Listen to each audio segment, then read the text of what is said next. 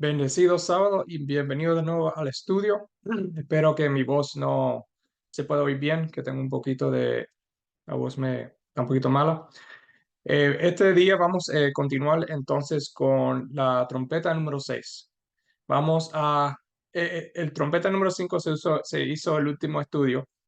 Vamos a tocar un poquito más de trompeta 5 para conectarla, terminar de conectarlo con la trompeta número 6 y también de tener otros detalles. Pero antes de eso vamos a tener una oración. Gracias Dios por este día, gracias por este estudio que estamos haciendo, gracias por estar conmigo. Te pido que tú puedas ayudarme con mi voz y ayudarme con la presentación que se está haciendo, este estudio de las trompetas, y que lo que están oyendo puedan ser edificados por ella y puedan entender las cosas que se van a decir y ver la historia igual como tú la describiste. Te damos gracias por todo lo que tú has hecho por nosotros y que te nos sigues ayudando. En el nombre de Jesús. Amén. Entonces, como estaba diciendo, vamos a continuar con la trompeta número 6, pero antes de la trompeta número 6 vamos a tocar unos puntos más sobre la trompeta número 5. So, donde nosotros últimos nos quedamos en la trompeta número 5, los otomanos acababan de atormentar a Roma por 150 años. Y ellos nunca llegaron a conquistarla, pero ahora viene la destrucción completa en esta próxima trompeta. Vamos a empezar con la 6, pero vamos a ir a regresar a la 5 y para poder continuar con la 6. Lo vamos a ver ahora, va a tener más sentido a continuar.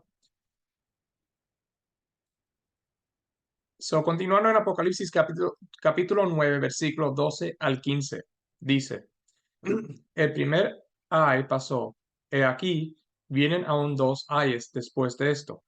El sexto ángel tocó la trompeta y oí una voz de entre los cuatro cuernos del altar de oro que estaba delante de Dios, diciendo al sexto ángel que tenía la trompeta, desata a los cuatro ángeles que están atados junto al gran río Eufrates. Y fueron desatados los cuatro ángeles que estaban preparados para la hora, día, mes y año, a fin de matar a la tercera parte de los hombres. Como se ha dicho antes, hay que ver dónde estamos en la historia. ¿Por qué? Porque aquí vemos un mueble, los cuatro cuernos del altar. Sabiendo que esta trompeta o estos eventos aquí vienen después de la quinta trompeta, lo que acabamos de leer, es fácil decir que es antes del 1844. Pero miremos, bueno, no que la quinta trompeta, sino pues sí, vienen después la quinta trompeta y antes la séptima. Podemos decir que es antes del 1844 y cuando veamos la séptima trompeta vamos a ver eso. Pero miremos, mira, sin conocer eso, vamos a mirar el mueble que se describe aquí para confirmar el tiempo en cual nosotros estamos aquí ahora, antes o después de 1844. Cuando vemos sobre el altar de incienso que se mencionó, que está ahí, que el mueble que se menciona, vamos a ir a Éxodos 37, versículo 25 al 26 y Levíticos capítulo 4 al 7 para ver dónde es que esto está en el santuario. Y nos dice en Éxodo 37, versículo 25 al 26. Hizo también el altar de incienso de madera de acacia, de un codo su longitud y de otro codo su anchura. Era cuadrado y su altura de 2 codos y sus cuernos de la misma pieza. Y lo cubrió de oro puro, su cubierta y sus paredes alrededor y sus cuernos. Y le hizo una cornisa de oro alrededor. So aquí tenemos el altar de incienso cubrido por oro, igual como vemos en la escena de las trompetas.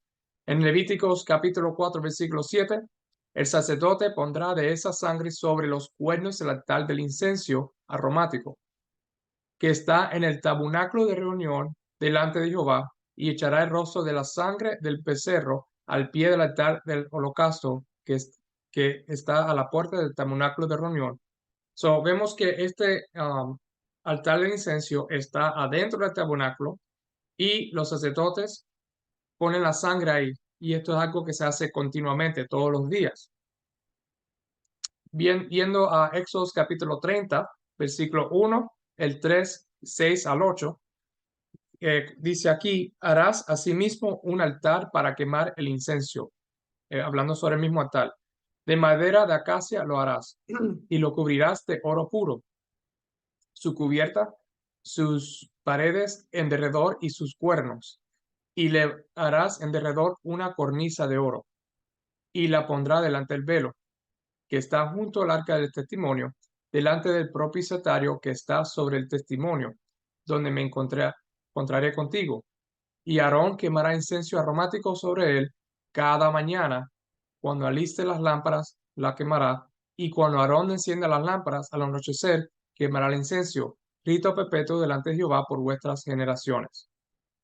Ahora, al principio parece ver que pudiera ser que esto estuviera atrás, porque la descripción no está muy detallada, muy bien.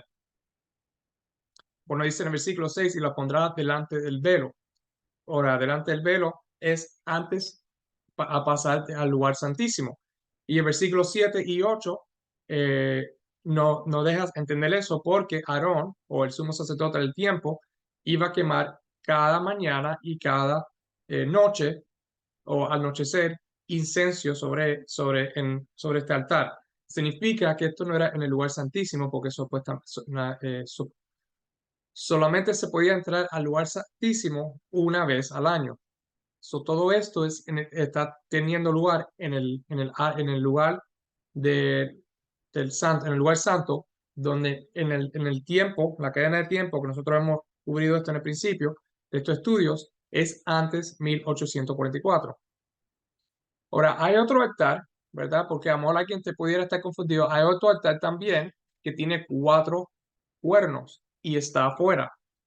Vamos a ver este altar ya, aunque nosotros vemos que en la traducción de Apocalipsis 8 a las trompetas, vemos que es el altar de incienso de oraciones que está aquí, pero por si acaso que haya confusión, vamos a comparar esto con el altar que tiene 4 cuernos igual, como este, pero que está afuera.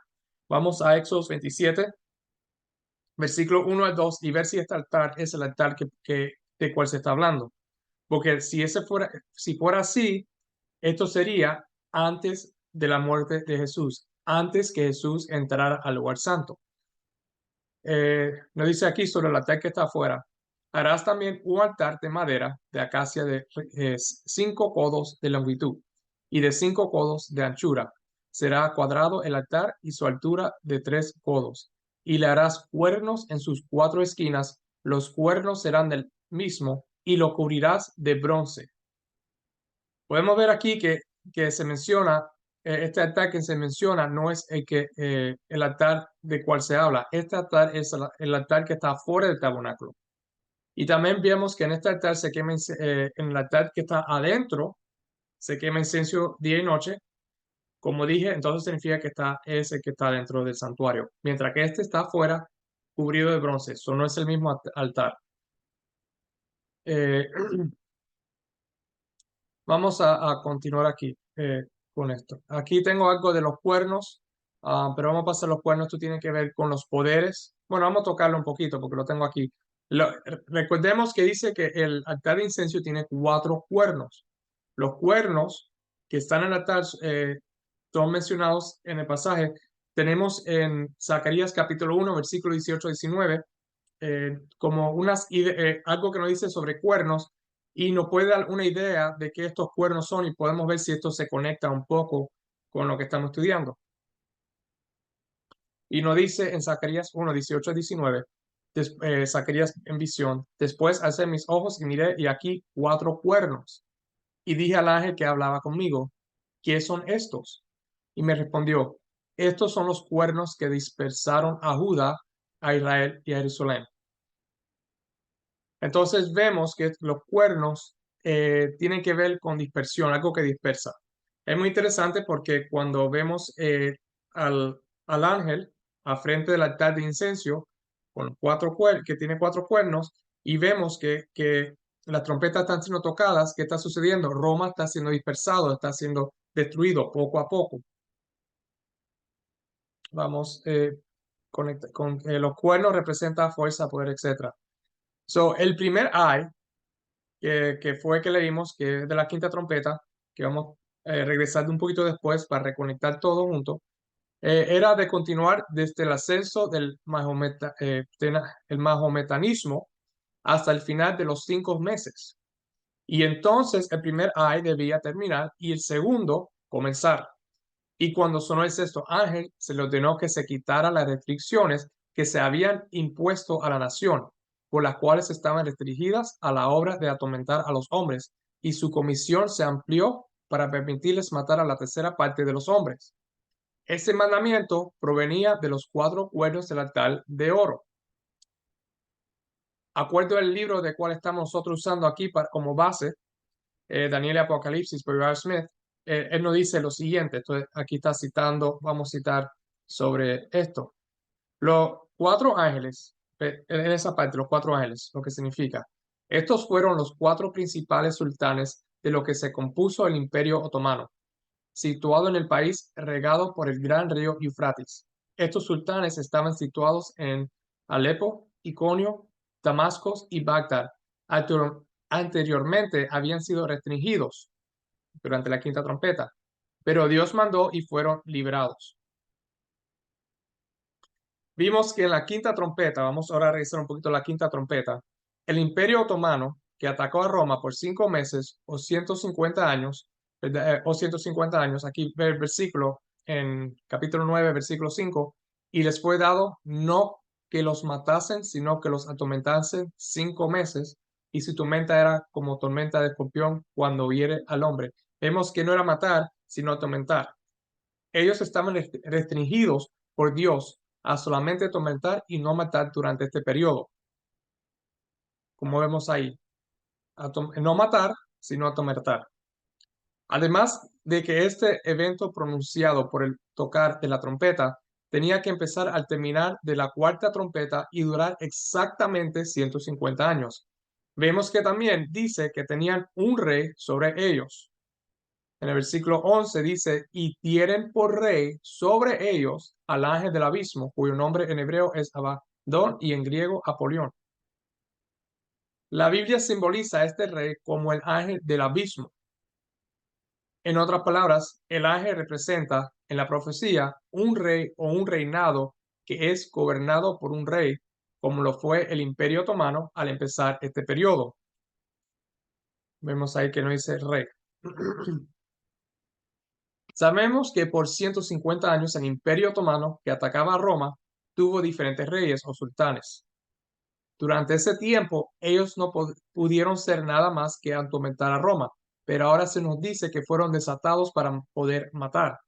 En otras palabras, los otomanos que fueron restringidos durante 150 años han sido liberados para matar. Y ahora vemos que la Biblia nos dice que hay 4 ángeles. Y después de buscar muchísimo por el internet, porque yo no entendía, cuando estaba estudiando esto por el libro de J.R. Smith, no lo estaba entendiendo muy bien. Y tuve que encontrar en el internet un poco para ver cómo es que llegamos a esas 4 ciudades y estos 4 ángeles. Ah, vemos lo siguiente, ¿verdad? Después de buscar un poco. J.R. Smith y otros también autores de la historia nos dicen sobre esto. Estos fueron los 4 principales sultanes de lo que se compuso el Imperio Otomano, situado en el país regado por el gran río Eufrates. Estos sultanes estaban situados en Alepo, Iconio, Damasco y Bagdad. Y como no entendía exactamente, como dije, estaba buscando esta información para ver dónde yo entendía dónde ellos cogieron esto. Y posiblemente encontré la fuente de donde salió esta idea. Y esta idea viene de un escrito por William Whiston. Y esto fue publicado en el año 1706. Y ahí dice, y ahí vamos a ver ahora por lo que dice William Whiston, dice lo siguiente sobre esta parte de la la sexta trompeta. Dice aquí, primeros tenemos aquí 4 ángeles en el gran río Eufrates, respondiendo a tantos sultanías o reinos que los turcos tenían en o cerca del río Eufrates, por varias sucesiones juntas. cuyas ciudades capitales fueron Bagdad, Iconio, Alepo y Damasco. Un relato particular del cual he insertado aquí del señor Mede, de la historia turcas. En segundo lugar, tenemos un relato de que estos ángeles fueron atados en el gran río Eufrates. Es decir, que estas cuatro sultanías originales de los turcos fueron obligados por la fuerza y la violencia a limitarse a las partes adyacentes al Eufrates. A pesar de que habían intentado extenderse sus dominios más alejados de él, respondiendo a la restricción más notable que se les impuso en los siglos XII y XIII durante cerca de 200 años seguidos por la Guerra Santa y por el Eufrates también, los habitantes de esa tercera parte del mundo, que ellos fueron principalmente para plagar después. Y esta Guerra Santa fue la que los repelió y los confinó a sus antiguos escaños cerca del gran río Eufrates hasta casi el final del siglo XVIII. La, la idea de lo que acabamos de leer es lo siguiente. Los reinos que tuvo Turquía, que estamos también en la pantalla, antes que fueran establecidos del Imperio Otomano, sus capitales estaban establecidas en Alepo, Iconio, Damasco y Bagdad. Nos da otro de relato que nos explica también que la Guerra Santa es la razón que ellos no pudieron expandirse hasta mucho después. Y cuando el quinto ángel toca y permite que ellos atormenten a Roma por 5 meses o 150 años. Bueno, eso es lo que no podían hacer mucho y eso fue la trompeta, fue lo que permitió que el quinto ángel toque la trompeta y solo pueden atormentar a Roma por 150 años. Después de todo esto, al tocar el sexto ángel, son liberados para conquistar Roma y continuar expandiéndose. De aquí es que creo que que viene el origen de por qué estos cuatro ángeles están relacionados con estas cuatro ciudades capitales de los turcos. A mí no me gusta solamente dar la información, sino y por eso es que tuve que buscar hasta que encontré la historia, como leímos. Estas ciudades son el origen de lo que luego viene a ser el Imperio Otomano, el cual se les deja atormentar y luego matar a la tercera parte de Roma. Y ahora, contrario al primer ay, el Imperio Otomano ya no sería restringido de expandirse, pero expandiría con la destrucción de Roma. Ahora vamos a continuar de donde nos quedamos, ya que llegamos hasta este punto. En el año 1449, Juan Paleólogo, el emperador griego, murió, pero no dejó hijos para heredar su trono, y Constantino, su hermano, lo sucedió. Pero no se aventuraría a ascender al trono sin el consentimiento de Amuraf, que es el sultán turco. Por lo tanto, él envía embajadores para pedir su consentimiento y lo tuvo antes de presumir de llamarse soberano. Que este hecho histórico se ha examinado cuidadosamente en relación con la predicción dada anteriormente. Este no fue un asalto violento hecho a los griegos, por el cual su imperio fue derrocado y su independencia arrebatada, sino simplemente una rendición voluntaria de esa independencia en manos de los turcos. La autoridad y la supremacía del poder turco fueron reconocidas cuando Constantino prácticamente dijo: no puedo reinar a menos que lo permitas. El poder de reinar fue algo que le fue dado porque él lo pidió. En otras palabras, esto va a ser muy importante para después de la sexta trompeta, al final de la sexta trompeta. Los cuatro ángeles fueron liberados durante un año, un día, un mes, perdonen, durante una hora, un día, un mes y un año, para matar a la tercera parte de los hombres. Este periodo durante el cual existiría la supremacía otomana asciende a 391 años y 15 días. Así, un año profético son 360 días proféticos. Esta es la matemática, como llegamos a 391 años y 15 días. Un año profético son 360 días proféticos o 360 años literales, como nosotros vimos en unos estudios anteriores, la idea de día por año, el principio de día por año. ah, 30 años, ¿verdad? O 30 días, perdone, 30 días son, que es un mes, son 30 años literales. Y un día profético es un año literal. Eh, y una hora, ¿verdad? Viene siendo la 24 partes de un día profético. Y sería la 24 partes de un año literal, o 15 días. El total de 391 años y 15 días. ¿Ok? Cuando hacemos la matemática, ahí cómo es que llegamos a esa calculación de 391 años y 15 días. Pero aunque los 4 ángeles fueron así liberados por la sumisión voluntaria de los griegos, otra perdición esperaba la sede del imperio. Amuraf, que es el sultán a quien se hizo la sumisión de Constantino el 13, y con cuyo permiso reinó en Constantinopla, poco después murió y fue sucedido en el imperio en 1451 por Mohammed II, quien puso su corazón en asegurar Constantinopla como la sede de su imperio. En consecuencia, hizo preparativos para sitiar y tomar la ciudad. El asedio comenzó el 6 de abril de 1453 y terminó con la captura de la ciudad y la muerte del último de los constantinos, el 16 de mayo del año siguiente. Y la ciudad oriental de los Césares se convirtió en la sede del Imperio Otomano. Las armas y el modo de guerra que se utilizaron en el asedio en el que Constantinopla iba a ser derrocado y sometida a sujeción fueron, como veremos, claramente notadas por el revelador, Juan, el revelador, en versículo 16. Y el número de los ejércitos de los jinetes era 200 millones. Yo oí su número. Esto es una cita del libro. Innumerables hordas de caballos y lo que se sentaron sobre ellos. Gibbon describe así la primera invasión de los territorios romanos por los turcos. Las miriadas de caballos turcos se extendieron por una frontera de 600 millas, desde Tauro hasta el Cerrón, y la sangre de 130.000 cristianos fue un sacrificio agradecido al profeta árabe. Si el lenguaje está diseñado para transmitir la idea de cualquier número definido o no, el lector debe juzgar. Algunos suponen que se refiere a 200.000 dos veces contados y, siguiendo algunos historiadores, encuentran ese número de guerreros turcos en el asedio de Constantinopla.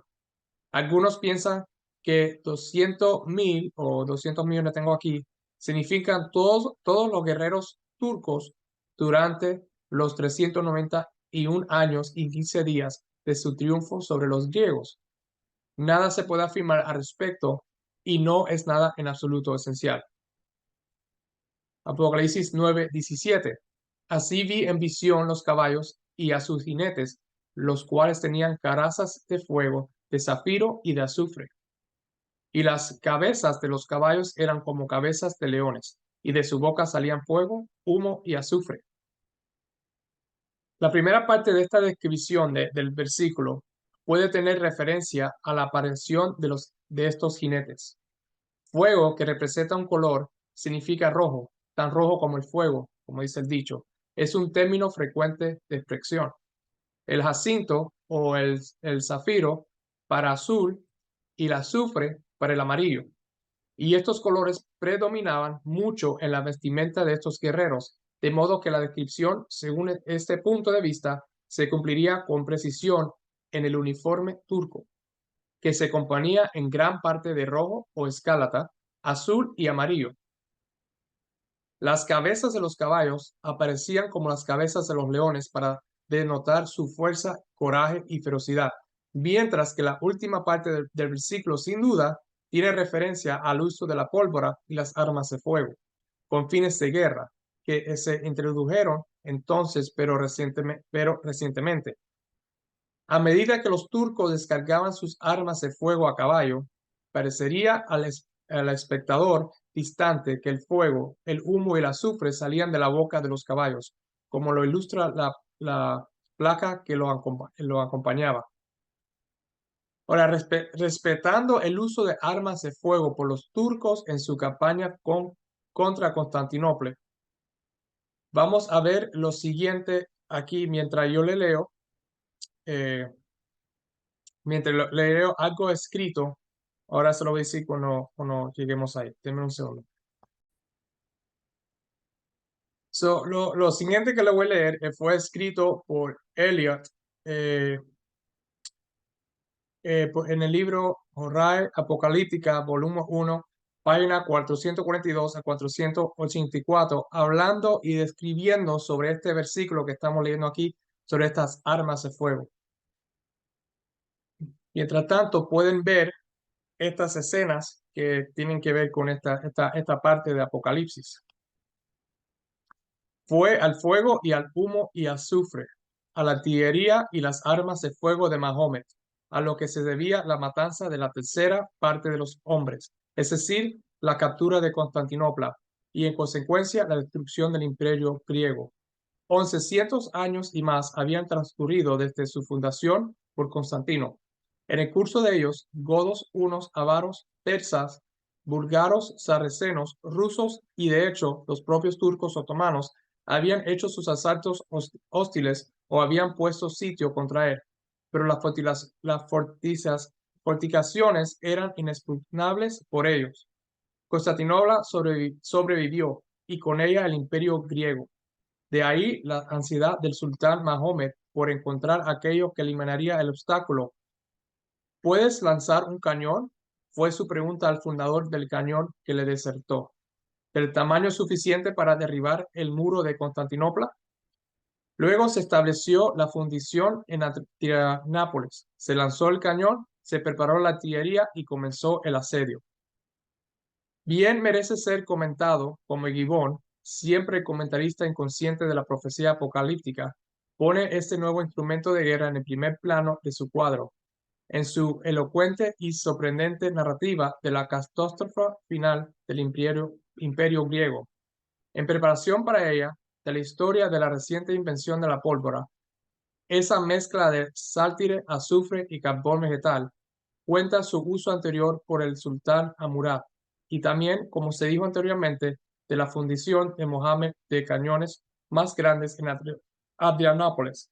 Luego, en el progreso del propio asedio, describe cómo las ráfagas de lanzas y flechas fueron acompañados con el humo, el sonido y el fuego de la mosquetería y el cañón, como el arco orden de la artillería turca apuntaba contra las murallas, 14 baterías tronando a la vez en los lugares más accesibles, como las fortificaciones que habían permanecido durante siglos contra la violencia hostil, fueron desmanteladas por todos lados por el cañón otomano.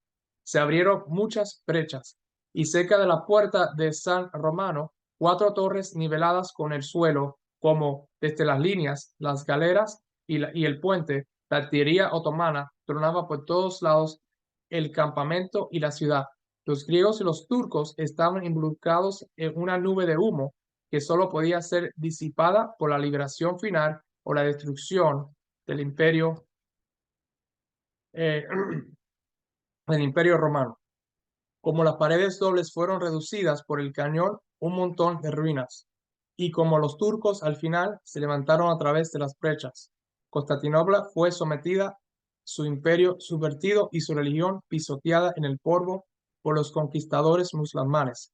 Digo que bien merece observación como marcada y sorprendentemente Gibbon atribuye la captura de la ciudad y la imagen así de la destrucción del imperio a la artillería otomana. Porque, ¿qué es sino un comentario sobre las palabras de nuestra profecía? Por eso, por estos tres fue la tercera parte de los hombres muertos, por el fuego y por el humo y por el azufre que salió de sus bocas. Vamos entonces a continuar con el versículo 18. Continuando con el versículo 18 del capítulo 9 nos dice, por esas 3 plagas fueron muertas la tercera parte de los hombres, por el fuego, el humo y el azufre que salían de su boca. Versículo 19. pues el poder de los caballos estaba en su boca y en sus colas, porque sus colas, semejantes a serpientes, tenían cabezas y con ellas dañaban. Estos versículos expresaban el afecto mortal del nuevo modo de guerra introducido. Fue por medio de los agentes, la pólvora, armas de fuego y cañones que Constantinopla fue finalmente vencida y entregada a las manos de los turcos. Además del fuego, el humo y el azufre que aparentemente salían de sus bocas, se dice que su poder también estaban en sus colas. Es un hecho notable que la cola del caballo es un estándar turco bien conocido, un símbolo de oficio y autoridad. El significado de la expresión parece ser que sus colas eran el símbolo o emblema de su autoridad. La imagen ante la mente de Juan parecería haber sido que vio a los caballos eructando fuego y humo y, lo que era igualmente extraño, vio que su poder de propagar la desolación estaba conectado con las colas de los caballos. Cualquiera que mirara un cuerpo de caballería con tales estándares o alferreces sería golpeado con esta apariencia inusual o notable y hablaría de sus estándares como concentrado y dirigiendo su poder. Esta supremacía de los mohamedanes sobre los griegos iba a continuar, como ya se había notado, 391 años y 15 días, comenzando cuando terminaron los 150 años, el 27 de julio de 1449. El periodo terminaría el 11 de agosto de 1840. A juzgar por la forma en que comenzó la supremacía otomana, que fue por un reconocimiento voluntario, recuerden que dije que recuerden eso, que fue por un reconocimiento voluntario por parte del emperador griego, que reinó solo con el permiso del sultán turco. Naturalmente deberíamos concluir que la caída o salida de la independencia otomana se produciría de la misma manera, que al final del periodo especificado, es decir, el 11 de agosto de 1840, el sultán entregaría voluntariamente su independencia en manos de los poderes cristianos, tal como lo había recibido 391 años y 15 días antes, de manos del emperador cristiano Constantino el XIII. Se llegó a esta conclusión y esta aplicación de la profecía fue hecha por el anciano J. Leach en el año 1838, 2 años antes de que ocurriera el evento predicho. Era entonces puramente una cuestión de cálculo sobre los periodos proféticos de las escrituras. Ahora, sin embargo, el tiempo ha pasado y es apropiado preguntar cuál ha sido el resultado, si tales eventos ocurrieron de acuerdo con el cálculo anterior. El asunto se resume en la siguiente investigación.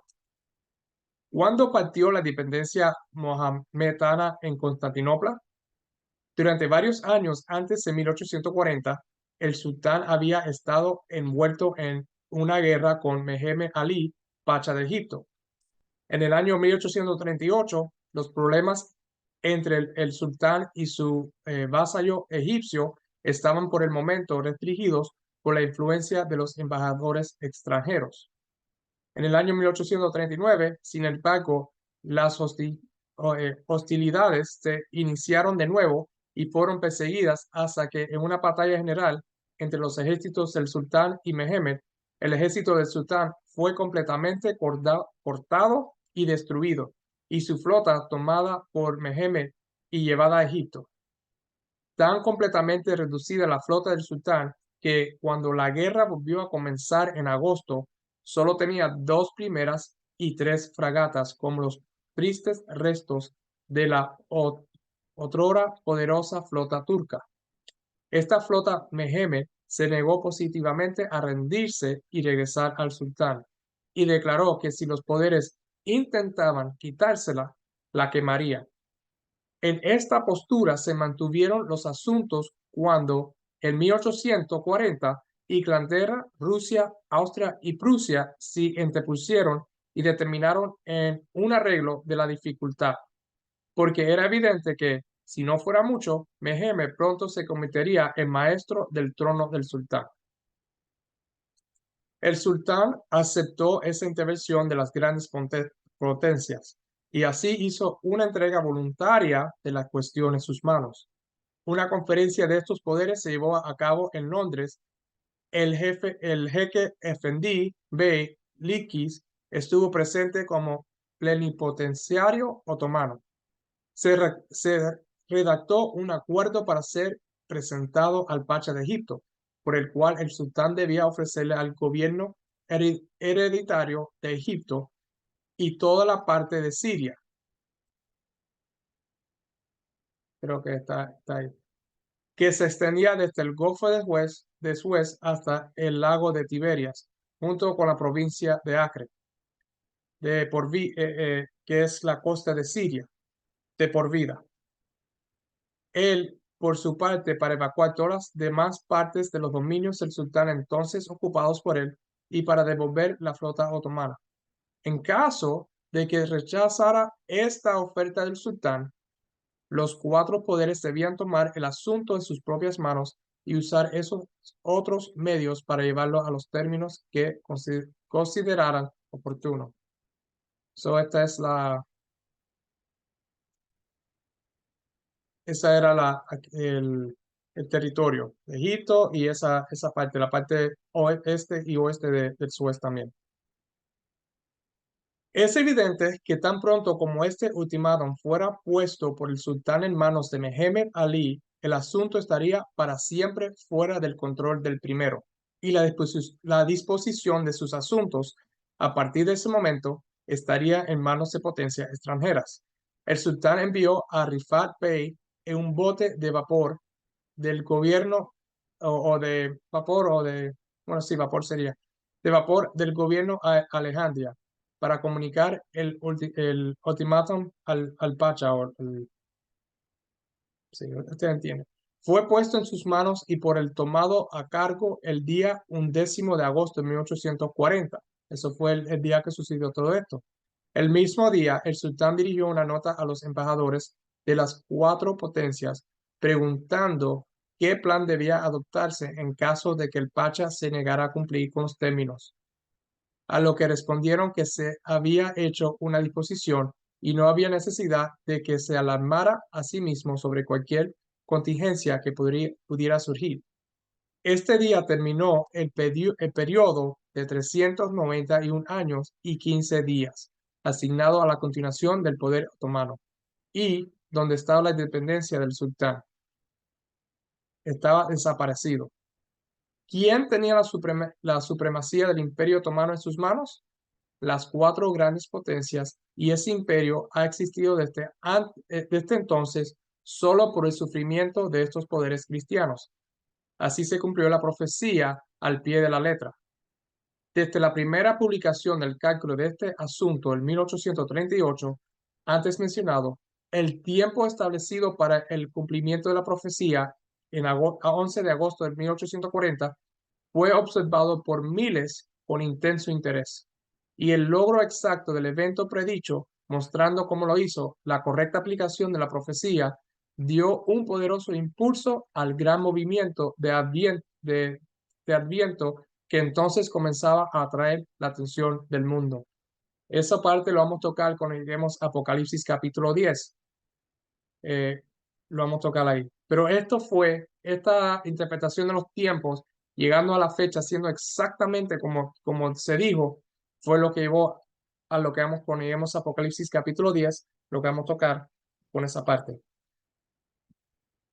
Versículo, denme un segundo. Vamos ahora a ir al versículo 20.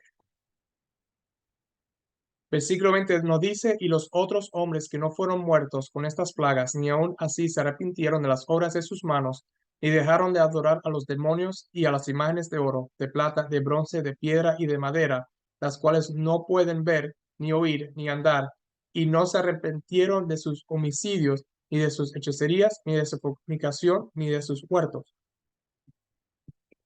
Dios designa que los hombres tomen nota de los juicios y reciban las lecciones que Él diseña transmitir.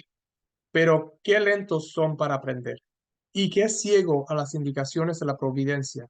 Los acontecimientos que ocurrieron bajo la sexta trompeta constituyeron el segundo ay. Sin embargo, estos juicios no condujeron a ninguna mejora en los modales y la moral de los hombres. Aquellos que escaparon de ellos no aprendieron nada por su manifestación en la tierra. La adoración de demonios, hombres muertos, edificados, etc., y de ídolos de oro, plata, latón, piedra y madera, puede encontrar un cumplimiento en la adoración de santos y la adoración de imágenes de la Iglesia Católica Romana, mientras que de asesinatos, hechicerías, milagros fingidos a través de la agencia de santos difuntos, fornicaciones y robos en países donde la religión romana ha prevalecido, no ha faltado. Las oradas de sarracenos y turcos fueron liberadas como azote y castigo sobre la cristianidad apóstata. Los hombres sufrieron el castigo, pero no aprendieron de él ninguna lección. Y aquí termina lo que es la sexta trompeta con la fundación del libro de Joseph Smith, Pensamientos en Daniel y Apocalipsis. Una cosa que quiero dar personalmente es que si leemos estos versículos de nuevo, nosotros sabemos que el Imperio Otomano, ¿contra quién estaba atacando? Era contra la Iglesia Católica y todos esos que estaban bajo el control de la Iglesia Católica. Y muchos de ellos fueron muertos. Y la sexta trompeta terminó destruyendo ese imperio, por decir, ese control que tenía. Los primeros 4 trompetas destruyó la parte oeste. Y las últimas 2 trompetas, que son los primeros 2 eyes, el próximo estudio vamos a entrar al capítulo 7, la trompeta número 7, el tercer eye. Estas últimas 2 trompetas, la quinta y la sexta, terminaron de destruir o derrotar el lado este de Roma. Y vemos que nos lleva hasta el año 1840. Y sabemos que el 1798 es el final de los 1260 días, los 1260 años, donde la Iglesia Católica o el papado iba a reinar y controlar y matar. Y esto, si no lo hemos visto hasta ahora, que sí se ha tocado bastante, lo vamos a continuar viendo con con la continuación de las profecías de Apocalipsis. Pero el punto que quiero sacar aquí es el versículo 20 y 21, es esto. Sabemos que los hombres que no fueron muertos son los hombres de la iglesia que estaban bajo el sistema católico o el papado. ¿Y qué hicieron ellos? No se arrepintieron de las obras de sus manos. ¿Y cuáles eran esas obras de sus manos? Y dejaron de adorar a los demonios. ¿Ok? Las imágenes de oro, plata, etcétera, sabemos que son imágenes. Pero ¿quién es el Dios de ellos? ¿Quién es el Dios que ellos proclaman, que ellos adoran? Y sabemos que si vamos hoy en día y vamos a la Iglesia Católica y vemos la mayoría de las iglesias que salieron de la Iglesia Católica, el Dios de ellos es el mismo Dios, aunque tengan un poquito, parezca que tenga un poquito diferencia aquí o diferencia allá, pero prácticamente en el final del día es el mismo Dios y se están todo hoy en día. Hay un movimiento ecuménico que ha sucedido desde unos cuantos días atrás que el Papa Francisco está haciendo, donde todas las iglesias se están uniendo bajo el sistema de la Trinidad. Vean la presentación que tengo que se llama El conflicto venidero, donde toco esa parte también, está ahí metida en esa, como todas estas iglesias van a unirse, no por el domingo, sino por el Dios que adoran, que es el Dios del papado, que es la Trinidad, que son los demonios que ellos adoran, ni dejaron de adorar a los demonios. Hasta la misma iglesia adventista, hoy en día, también se ha unido a ese movimiento ecuménico. Y si eres adventista, que vas a la iglesia adventista normal, trinitario, y no lo sabes esto, búscalo. La información está muy abierta, lo han hecho abiertamente. So, todos estos ataques, ya terminando aquí con la sexta trompeta, ha sido por la razón en la cual nosotros empezamos con la primera trompeta. En el año 395, cuando la iglesia en sí común, la iglesia en general, aceptó adorar a otro Dios, que esto lo hemos tocado en las trompetas y en las cartas a las iglesias y los sellos, al aceptar a otro Dios, las trompetas empezaron a ser sonadas. Dios defendiendo a su pueblo, tratando de traer su pueblo para atrás, el pueblo que está perdido, porque siempre ha tenido un remanente que ha seguido, por eso es que ellos son los que han sido perseguidos y matados y todo tipo de cosas, Pero esa gente que están afuera, igual como el pueblo de Israel, Dios le mandaba ejércitos para pelear contra ellos, para tratar de regresarlo a adoración verdadera de Dios y no a Baal. Bueno, lo mismo son lo que es las trompetas. Vamos entonces a terminar aquí con esta trompeta. El próximo estudio continuamos con la trompeta número 7, que ya tiene que ver de nuestro tiempo para adelante. Vamos a tener una oración para terminar.